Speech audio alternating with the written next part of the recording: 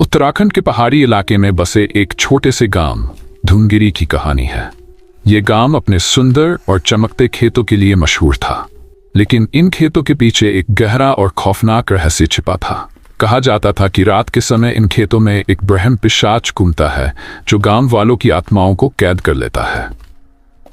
कहानी की शुरुआत होती है एक युवा शोधकर्ता अर्जुन से। अर्जुन ने पराशक्तियों और रहस्यमय घटनाओं पर रिसर्च करने के लिए ये गांव चुना था। गांव पहुंचने पर उसने देखा कि लोग इन खेतों की ओर जाने से कतराते थे। गांव का बूढ़ा पुजारी बाबा मोहन उसे चेतावनी देता है, बेटा इन खेतों की तरफ मत जाना, वहां ब्रह्म पिशाच का वास है। लेकिन अर्जुन को अजीब घटनाओं की सच्चाई जानने की जिद थी। उसने अपने दोस्तों नीतू, समीर और वंदना को इस मिशन में साथ चलने के लिए मनाया। रात के समय चारों दोस्त एक मशाल लेकर खेतों की ओर निकलते हैं। जैसे ही वे खेत के पास पहुंचते हैं, उन्हें हवा में अजीब सी ठंडक महसूस होती है। वहां के पौधे अजीब ढंग से चमक रहे थे। नीतू ने कहा, ये क्या? पौधों में रोशनी कैसे हो सकती है? अचानक खेतों के बीच से एक चीख सुनाई देती है।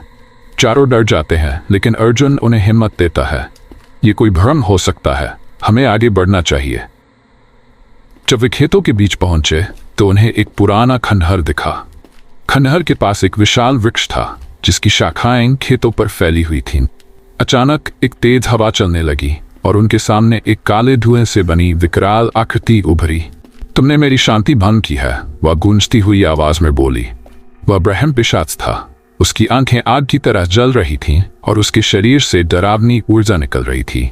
अर्जुन ने साहस दिखाते हुए पूछा, तुम कौन हो और इन खेतों को ऐसा क्यों बना रखा है? ब्रह्म पिशाच ने कहा, मैं इन खेतों का रक्षक हूं। जो कोई मेरी भूमि पर कदम रखता है उसे अपनी आत्मा देकर इसकी कीमत चुकानी होती है। यह सुनकर नीतू कांप उठी। समीर ने कहा, हमें यहां से निकल जाना चाहिए, ये जगह सुरक्षित नहीं है। लेकिन अर्जुन ने निर्णय लिया कि वह इस रहस्य को सुलझाएगा। अगले दिन अर्जुन ने गांव के पुजारी से खेतों की कहानी जाननी चाहिए। बाबा मोहन ने बताया कि सदियों पहले ये खेत राजा वीरभद्र के राज्य का हिस्सा थे। यहाँ के किसान अपनी फसलों के लिए राजा के महल में प्रार्थना करते थे। एक दिन एक तांत्रिक गांव में आया। उसने राजा को अमरता का लोभ दिया और खेतों में ब्रह्म पिशाच का श्राप छोड़ दिया। राजा ने लालच में उसकी बात मान ली, लेकिन तांत्रिक ने खेतों को अपनी काली शक्तियों से भर दिया और तब से ये खेत अभिशप्त हो गए, बाबा मोहन ने कहा। अर्जुन और उसके दोस्तों ने खेतों की गहराई से छानबीन शुरू की। उन्हें खेतों के बीच एक सुरंग मिली जो पुराने खंडहर तक जाती थी। सुरंग में अदृश्य शक्तियों का अनुभव करते हुए उन्होंने वहां एक प्राचीन किताब और कुछ जादुई चिन्ह देखे। किताब में ब्रह्म पिशाच को समाप्त करने के लिए एक मंत्र लिखा था, लेकिन उसे पढ़ने के लिए आत्मा की गहरी एकाग्रता और साहस की आवश्यकता थी। रात को चारों ने उस मंत्र को पढ़ने का प्रयास किया। जैसे ही उन्होंने मंत्र का पहला शब्द पढ़ा, ब्रह्म पिशाच प्रकट हो गया। उसने उन्हें धमकी दी, तुम्हारी आत्माएं अब मेरी हैं। लेकिन अर्जुन ने हार नहीं मानी। उसने अपनी टीम को मंत्र पढ़ते रहने को कहा। ब्रह्म पिशाच ने अपनी शक्तियों से हवा को काला कर दिया और कंकाल जैसी आकृतियां उनके चारों ओर मंडराने लगीं। अंततः जब मंत्र का अंतिम शब्द पढ़ा गया, खेतों की चमक बुझने लगी। ब्रह्म पिशाच की चीख गूंज उठी और वह धीरे धीरे गायब हो गया। खेतों पर पड़ी काली छाया खत्म हो गई और वहां के पौधे सामान्य हो गए। गांव वालों ने खेतों को पुनः हरियाली से भरते देखा। अर्जुन और उसके दोस्तों ने इस श्राप से गांव को मुक्त कर दिया।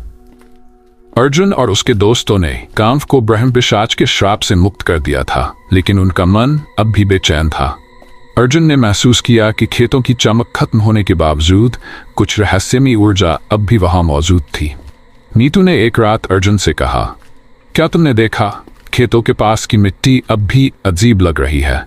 वहां रात में हल्की रोशनी दिखाई देती है। समीर ने इसका समर्थन किया। मैंने भी कुछ दिनों पहले महसूस किया था कि वहां की हवा अब भी असामान्य है। शायद ये खत्म नहीं हुआ। अर्जुन ने निर्णय लिया कि उन्हें खेतों के रहस्य को पूरी तरह उजागर करना होगा। गांव के बुजुर्गों से चर्चा करते हुए अर्जुन को पता चला कि इन खेतों के पास कभी एक विशाल राजमहल था जो अब खंडहर बन चुका है। कहा जाता था कि उस महल के नीचे एक रहस्यमय सुरंग थी जिसे कभी बंद नहीं किया गया। अर्जुन ने यह भी सुना कि उस सुरंग में ब्रह्म पिशाच की काली शक्ति का स्रोत छिपा हुआ था। उसे नष्ट किए बिना खेत पूरी तरह मुक्त नहीं हो सकते। अर्जुन, नीतू, समीर और वंदना ने रात में सुरंग की तलाश करने का फैसला किया। खंडहर तक पहुंचने का रास्ता घने जंगल से होकर गुजरता था, जो बेहद डरावना था। रास्ते में उन्हें अजीब अजीब आवाजें सुनाई दीं। जैसे जैसे वे आगे बढ़े, पेड़ों के बीच काली छायाएं दिखाई देने लगीं। नीतू ने डरते हुए कहा, यह जगह भूतिया लग रही है, हमें यहां से वापस लौटना चाहिए।